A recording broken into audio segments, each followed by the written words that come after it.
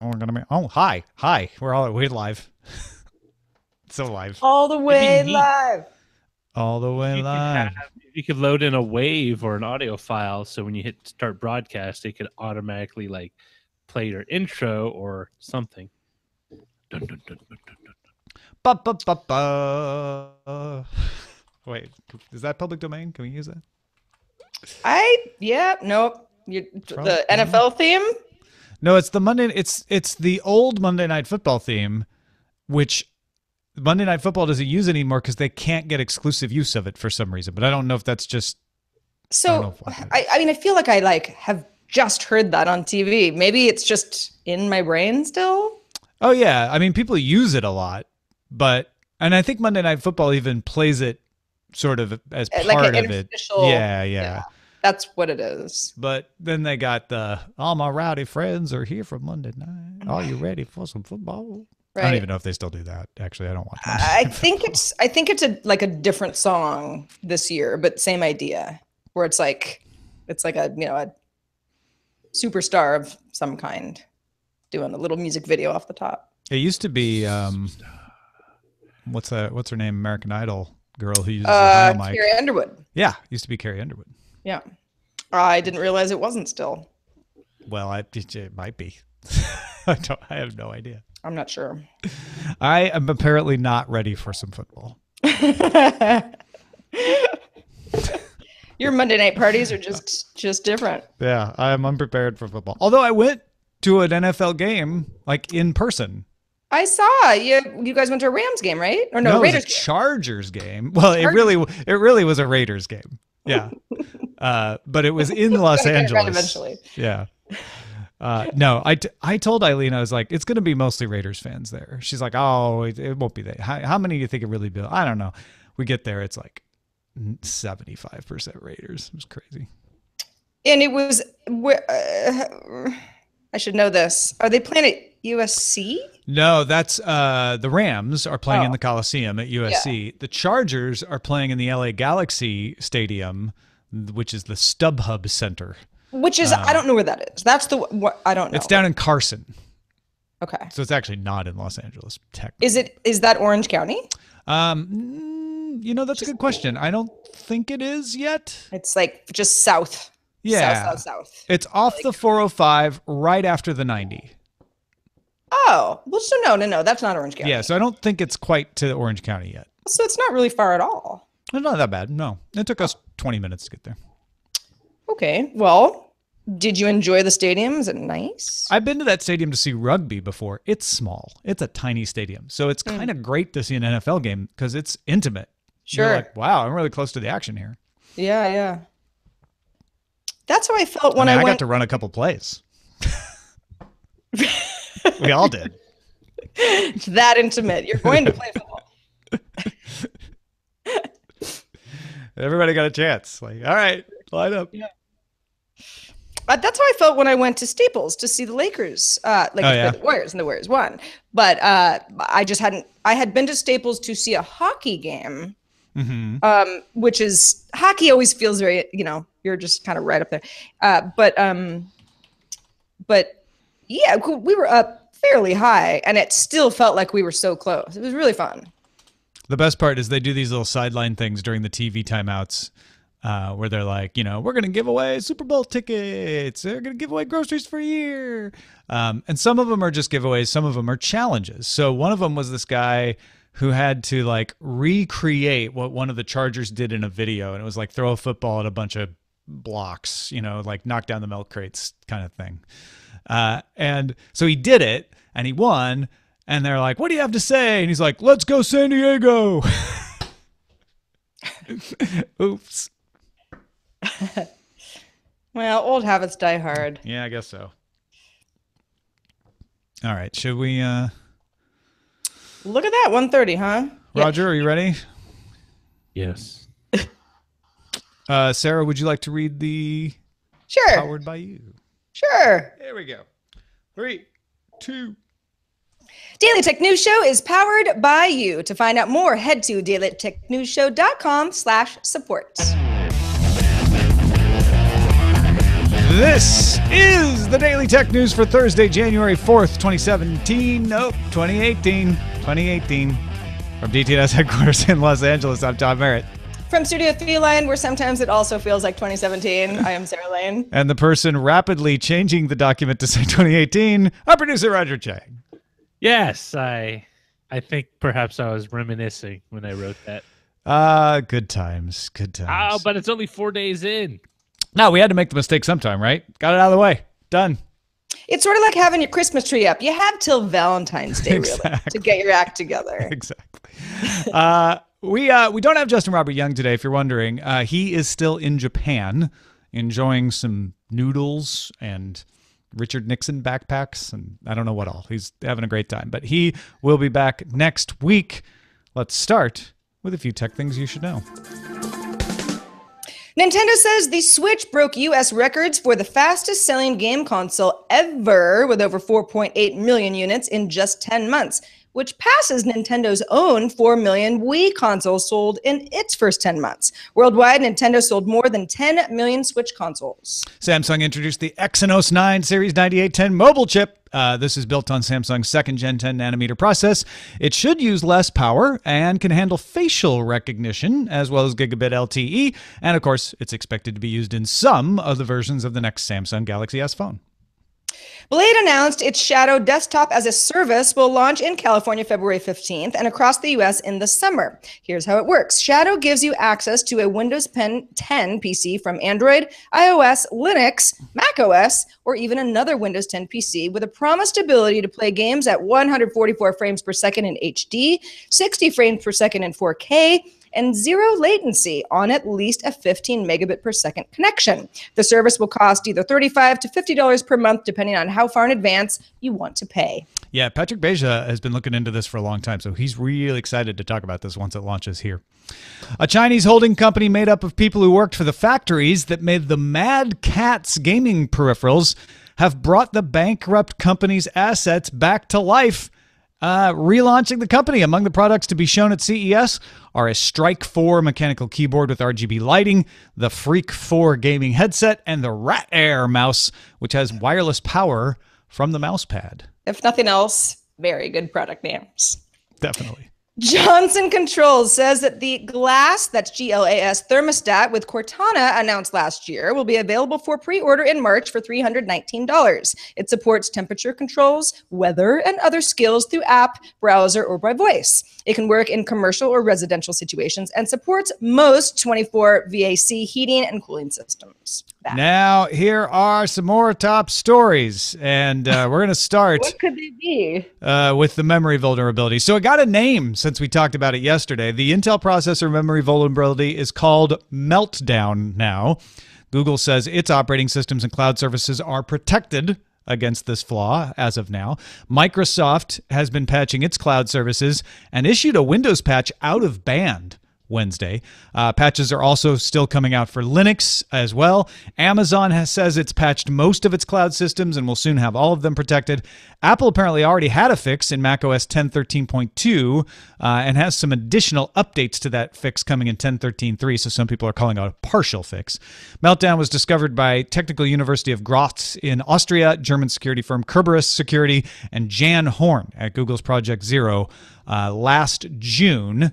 And then they told manufacturers about it, including Intel.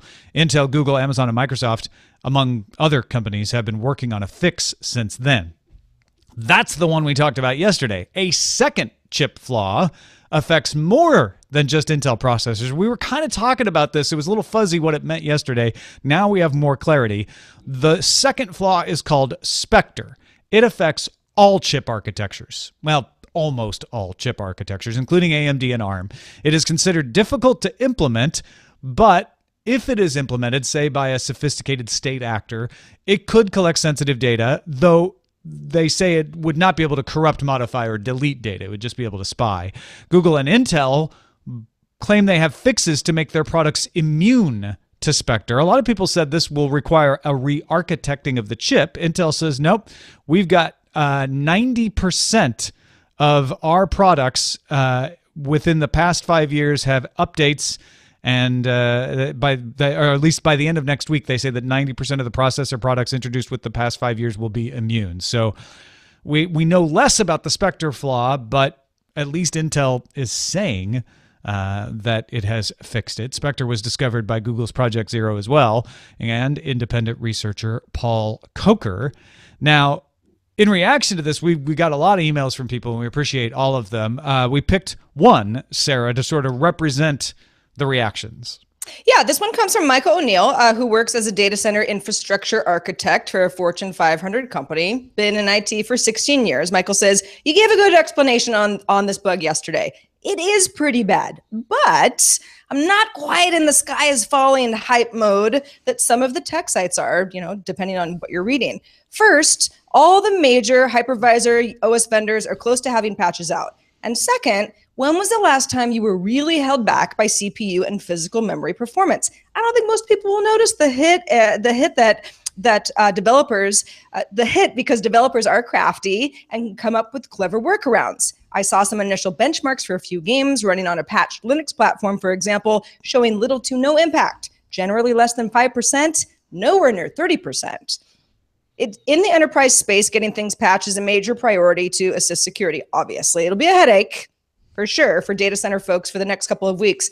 But we've also spent the last 10 plus years abstracting hardware and making systems horizontally scalable while also allowing for dynamic performance scalability. It's just a matter of throwing additional hardware at the issue.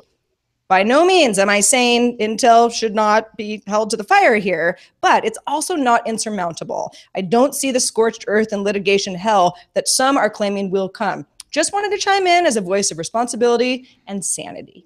Well, thank you, Michael, for that. I tend to agree with most of what Michael's saying here, except I will add, and he said this, but this is very bad. This is a very bad vulnerability. When it's at the processor level like this, and it affects all processors for the past 20 years, that's bad. When people, New York Times, Nicole Perlroth, who's a great reporter yesterday, was saying, people I'm talking to are saying you won't be able to patch Spectre, that you'll have to change the processor to do it. That's bad. Now, Intel seems to think that they have made their processors immune to Spectre with a patch. I hope that turns out to be true. I can't imagine Intel would claim that with as many eyes that are on this, willing to poke holes in it if they're wrong. But all of that said, us as normal non-server users, put yourself in your personal computer brain for a second. This isn't a horrible vulnerability as far as other vulnerabilities go. Someone has to get into your machine to begin with to take advantage of both of these. Meltdown is now patched, so as long as you are following good security protocol, Meltdown shouldn't be a problem for you. And even if Spectre isn't properly patched, let's assume that it wasn't, someone would have to crack into your machine already. So you already would have a problem. And there are ways to get that information otherwise, like keyloggers and things like that, that could cause problems for you anyway. So I'm not saying it isn't bad, but I'm saying there are plenty of bad things out there. And this isn't the one that's going to cause all the computers to need to be thrown away. Well, I mean, I think part of the... I'm kind of 50-50 on what Michael says. It is a little the sky is falling. But like what you said, I think that it is a significant issue. And I think, what happens is not maybe directly what impacts a chip, but the knockoff effect, especially in markets like, for example, will this depress kind of people waiting to purchase new hardware as they wait for chip vendors to basically come out with, hey, this is, we fixed all the flaws that you've read about this new chip, and they're just holding out for that. And well, so Intel's saying that current chips are immune, so they're trying to say you don't need to wait for a new chip. There is no new chip to wait for. Yeah, sure. I'm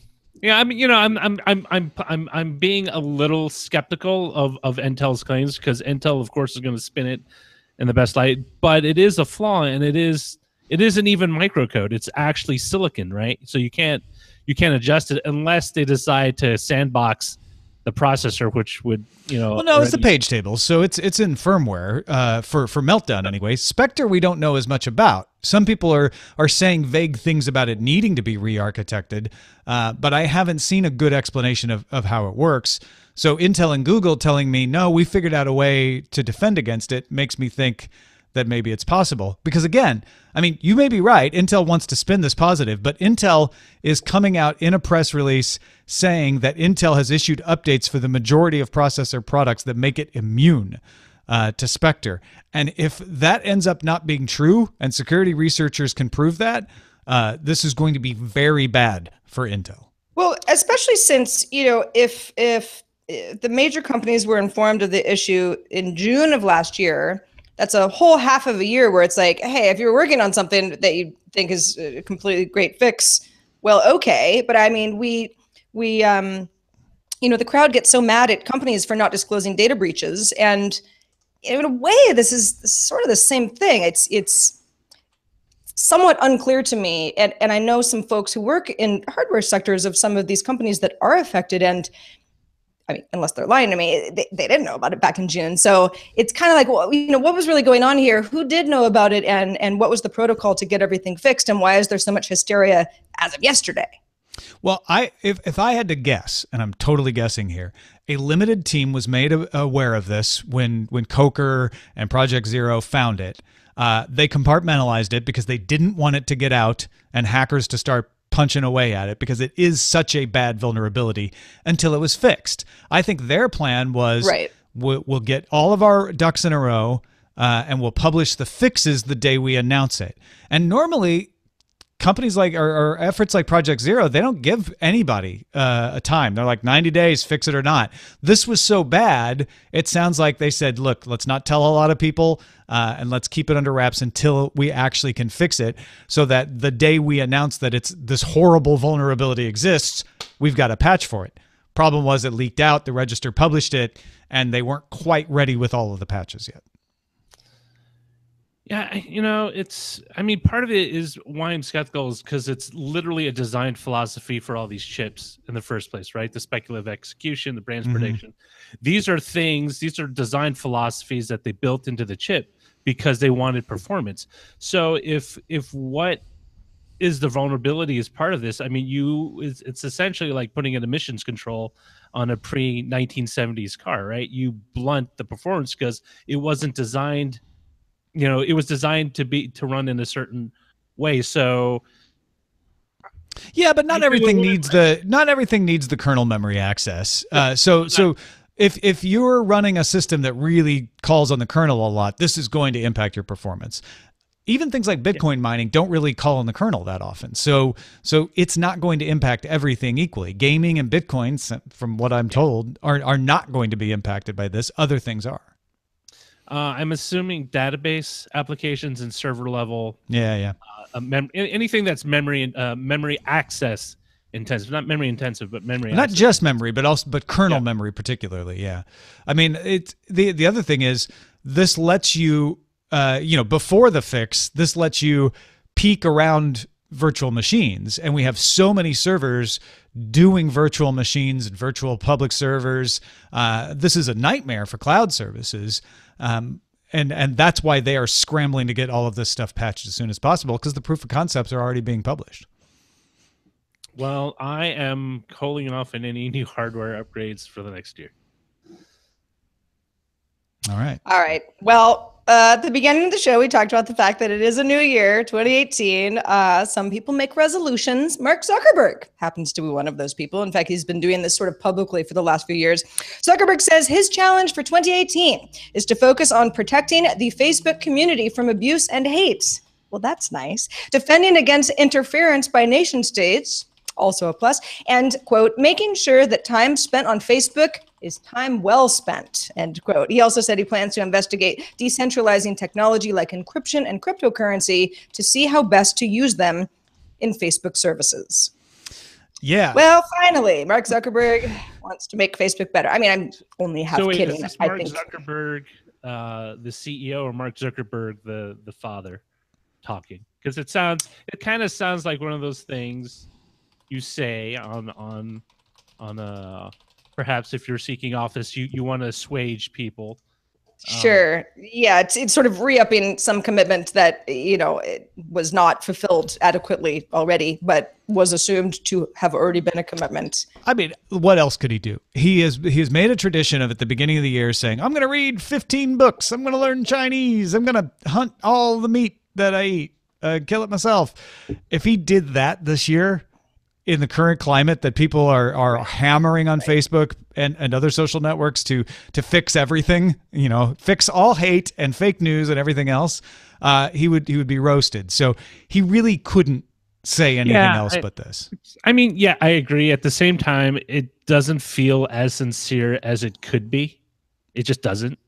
Well, I mean, I don't think he could have said it in a way that would make you feel like it was sincere, Roger.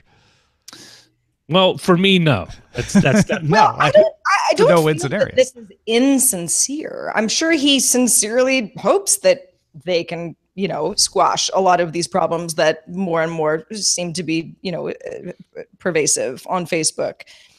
The encryption and cryptocurrency in Facebook services, that's extremely vague, obviously, but I'd like to know a little bit more about that. Well, I found it very interesting that he took the time to talk about centralization.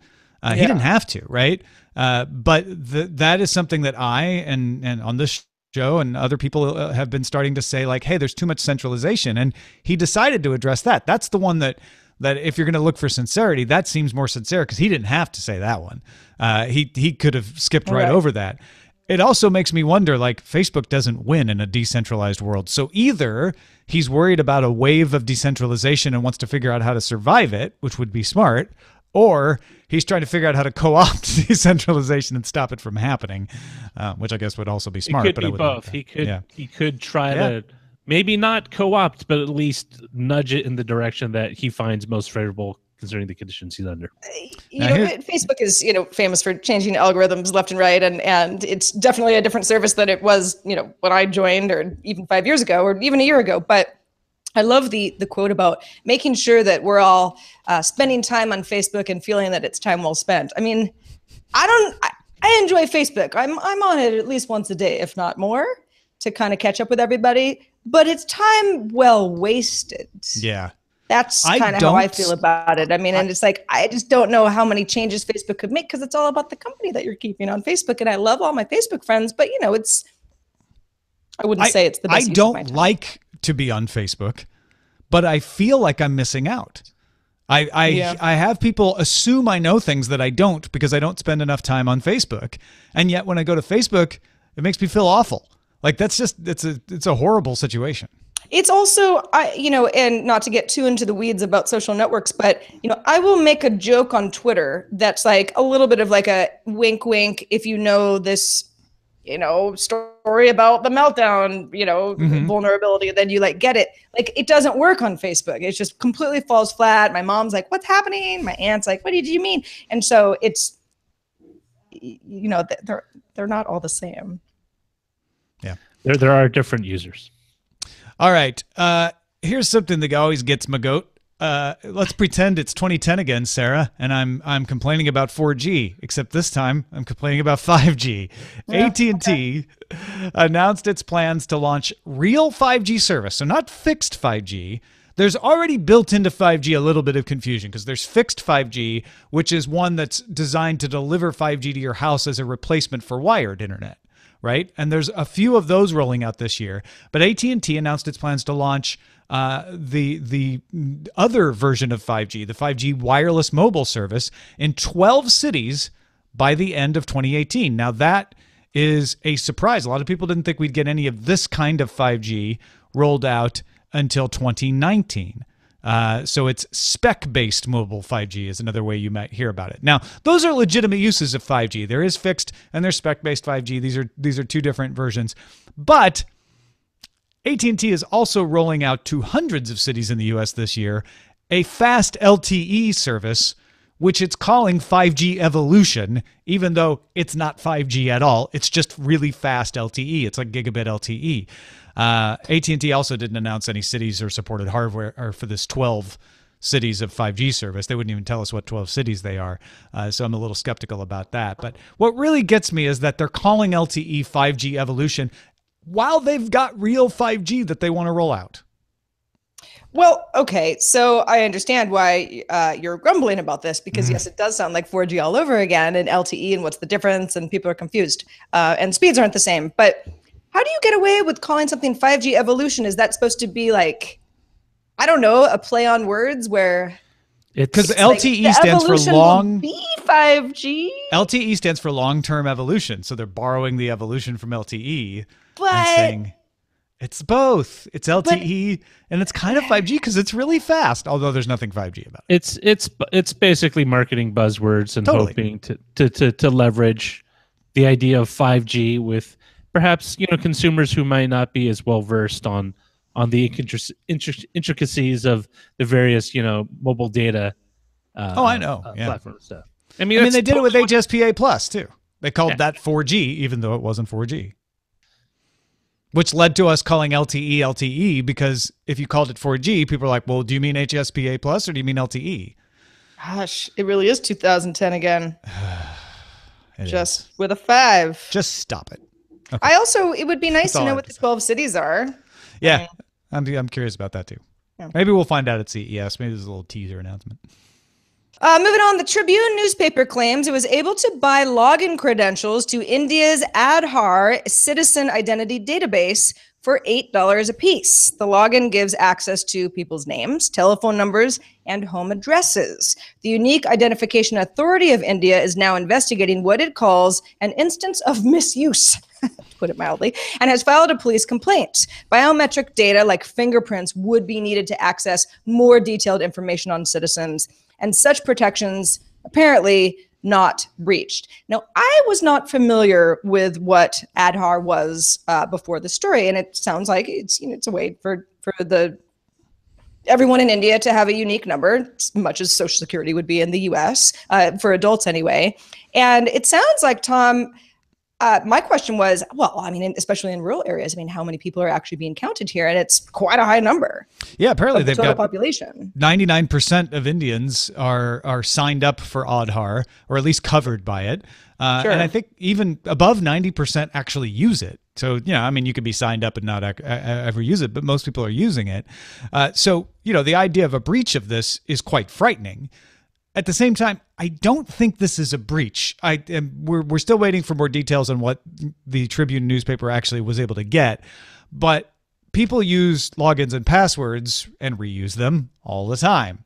One of the reasons that Adhaar put in the biometric needs for the more detailed information was that risk. This may have just been somebody who ran a script on known user password combinations and came up with a list of them and then sold some to the Tribune newspaper.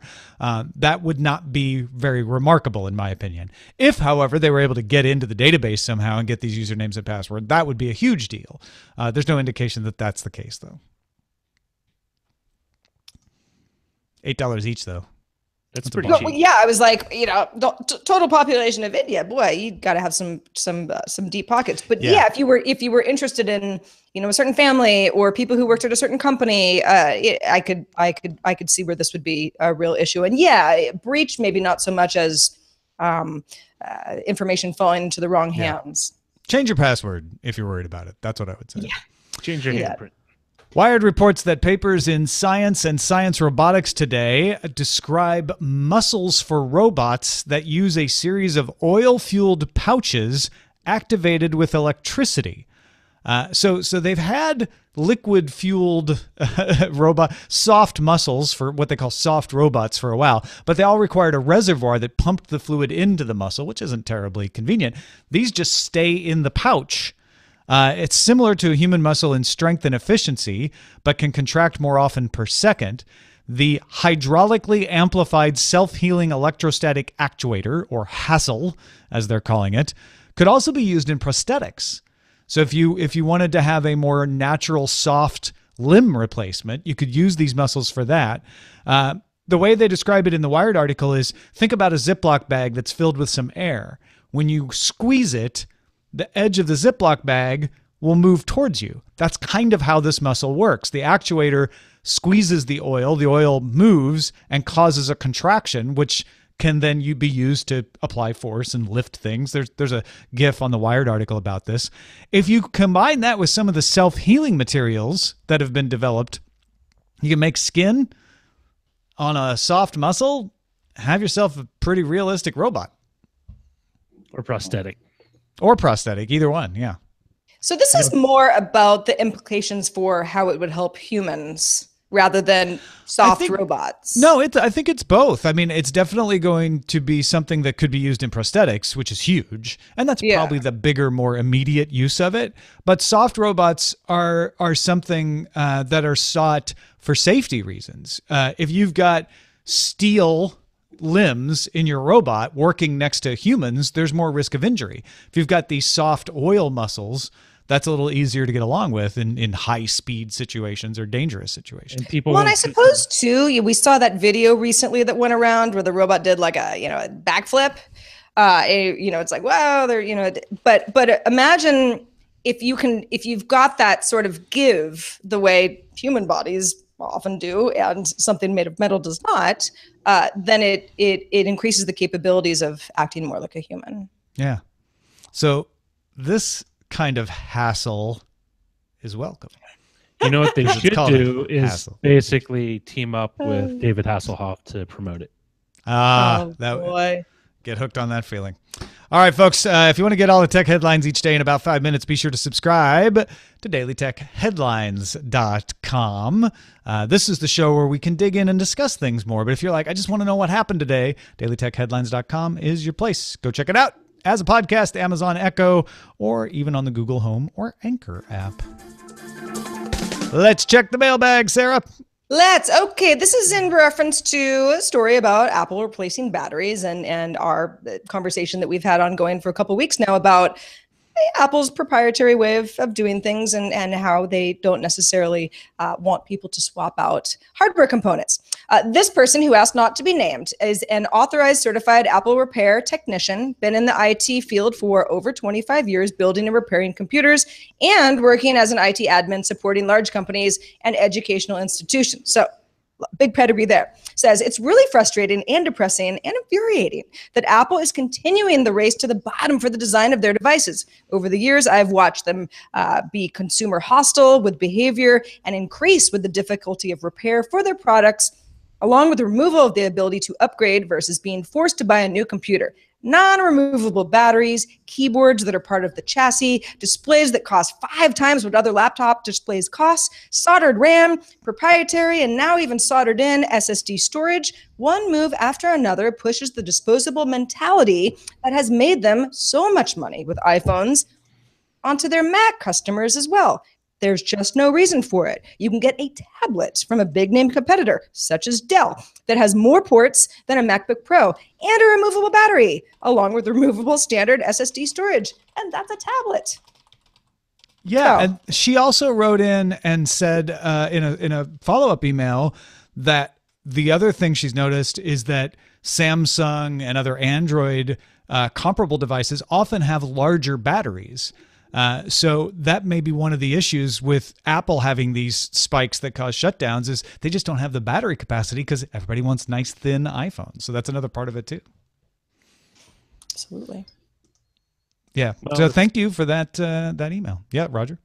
Oh no, I just think it's a consequence of their design philosophy, right? So the design philosophy isn't to make the most upgradable product ever; it's to make the most attractive and potentially irresistible product that they can.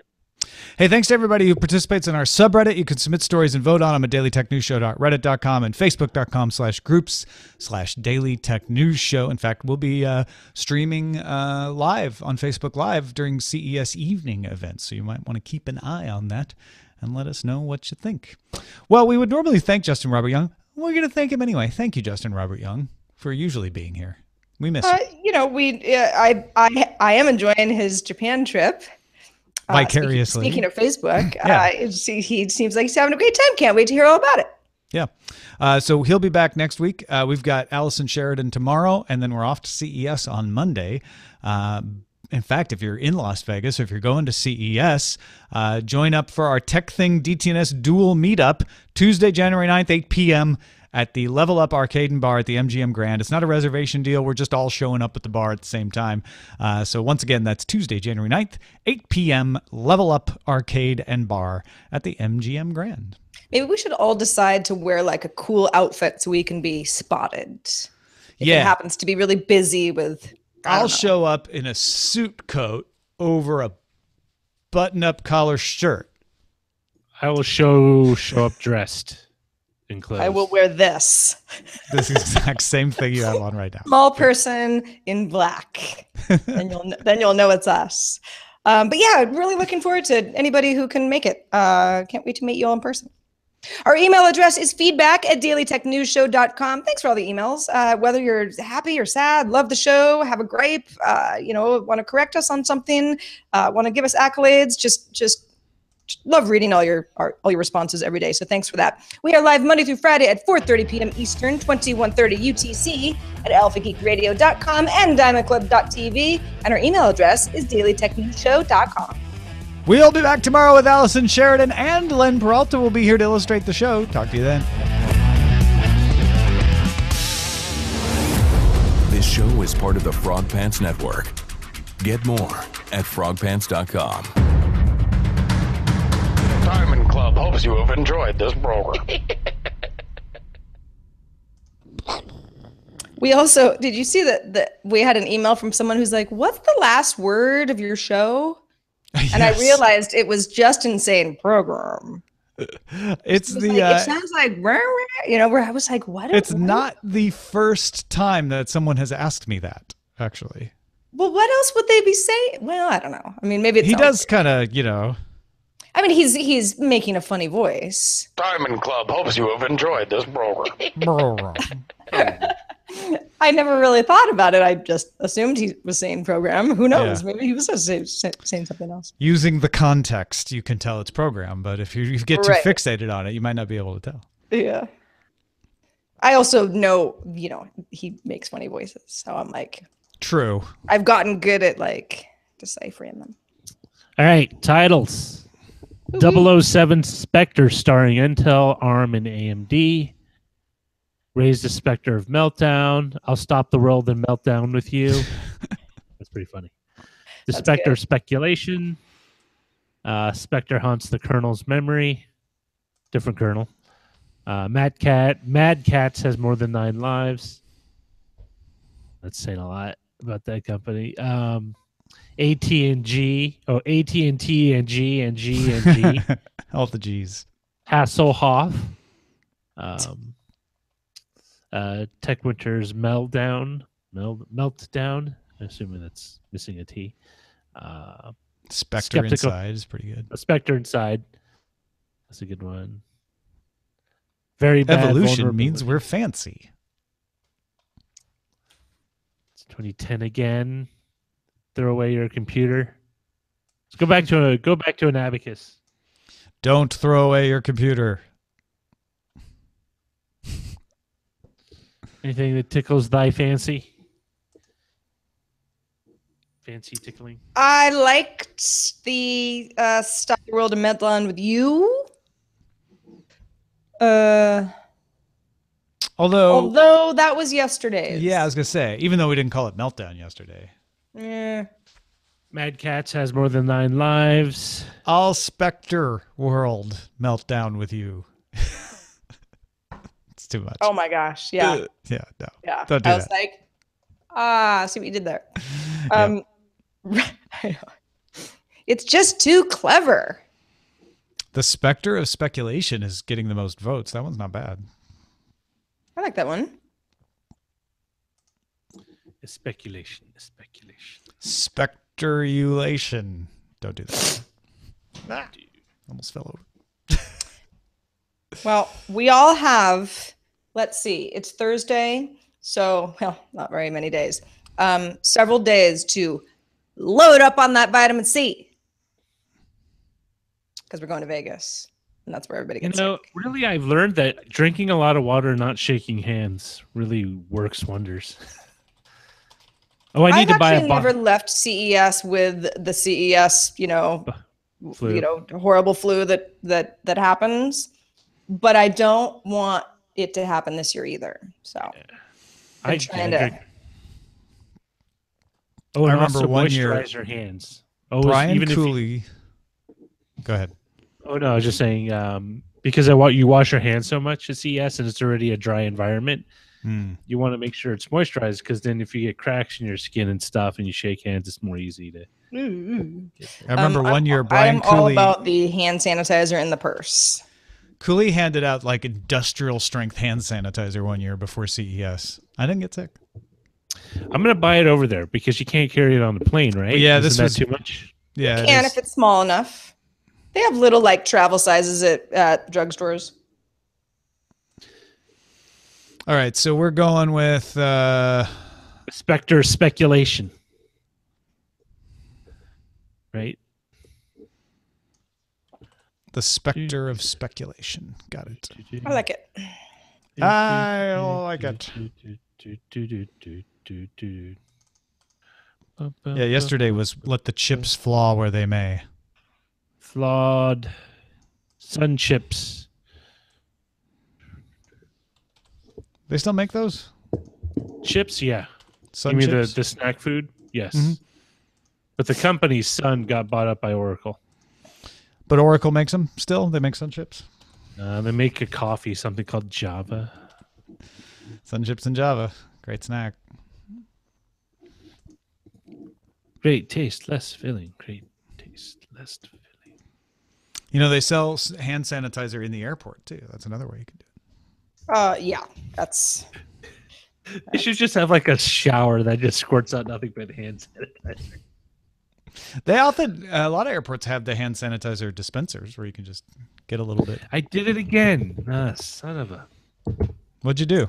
Son of a gun. Oh, I typed 2017 instead of 2018. Oh, but you caught it. See? That's I did. progress. Mm-hmm. Maybe you should put 2018 in the template.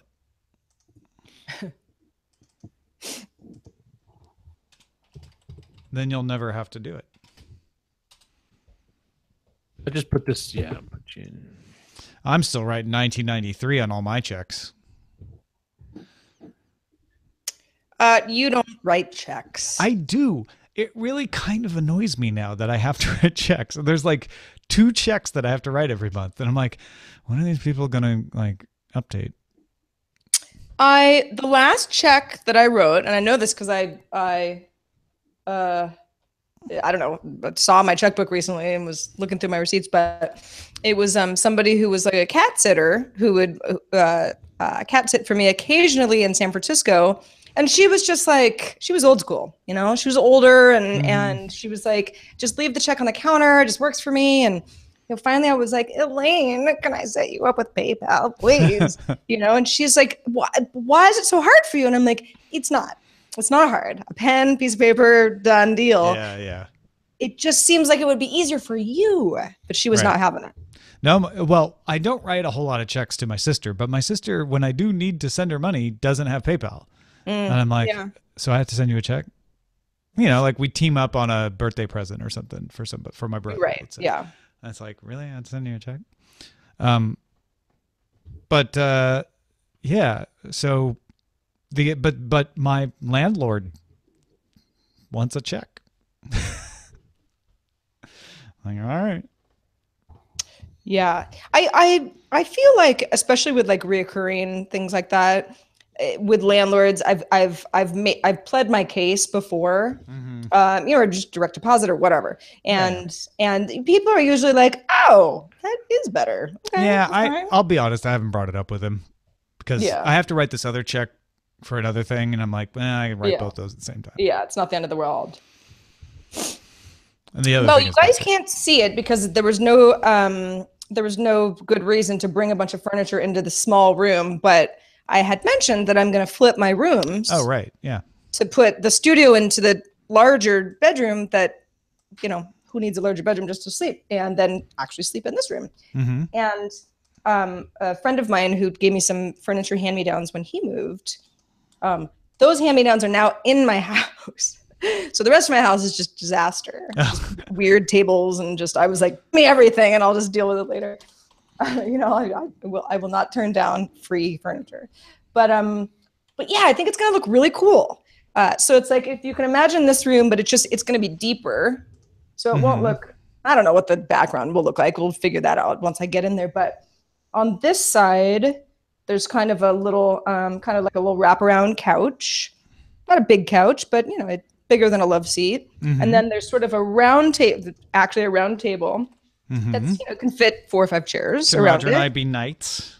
What's that? Can Roger and I be knights of your Totally. round table? Okay, Absolutely. good. Yeah. I mean, it's a big enough table that it would be sort of odd to just have one person there, unless you were to frame it a certain way. I don't know. Got to play with it. Yeah. But yeah. Anyway, it's really just a matter of like, it is. The only thing, and this is, it's not like it's that hard to do. The only thing is that the bed needs to be taken apart. It's not just like, oh, I'm going to move the mattress. That wouldn't be that hard, but it's like you have to take apart my bed frame, which I've just like, movers have done it for me, but I don't know. Yeah. So it's like, I want to do it right. So is it metal or wood? The headboard is wood and the rest of it is metal. Gotcha. And it's just, it just requires, a few people to kind of prop it up. So yeah. I tried to get rid of our bed frame when we moved to San Rafael because it was so broken and the guy didn't want it, who moved it. And so I put it together, kind of jankily put it together. And then when we moved to LA, they just, because Google paid for the move, they just came in and took it apart. But then when they brought it in, they didn't put it back together. So then I had to like jankily put it back together. So our bed frame is you still have it. Is basically yeah, we're still sleeping on it. It's held together by duct tape and milk crates right now. Like, it's ridiculous. And it's heavy because it's all wood.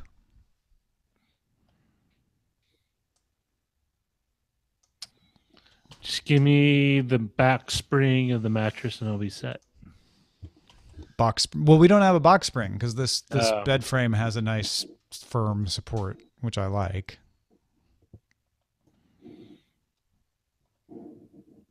Oh no! But anyway, the whole point was that I am familiar with the pain of disassembling and reassembling beds. Oh, see? Sarah fell out of the Hangout. Yeah, let me. That's weird. Make them the thing buzz. Buzz. Do do do do do do do do do do do do. Right. I've got the right link there. I think I can publish this. I have the right stuff there. The right stuff down there. All right. How did it move to a permanently new address? It's so weird. Can anyone in the chat room if you still see this, say yes, we can still see it. The live stream. No, anyone? Nothing. I mean, they would be saying where did they go? If I think, but yeah, give it the lag time. Somebody will say something, I'm sure. See, can you see the stream? Yes. Well, that's a conundrum.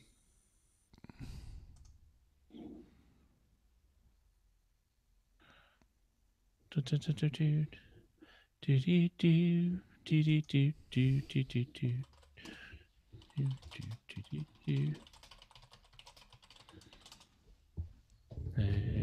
go. All right, so I think I have properly published this.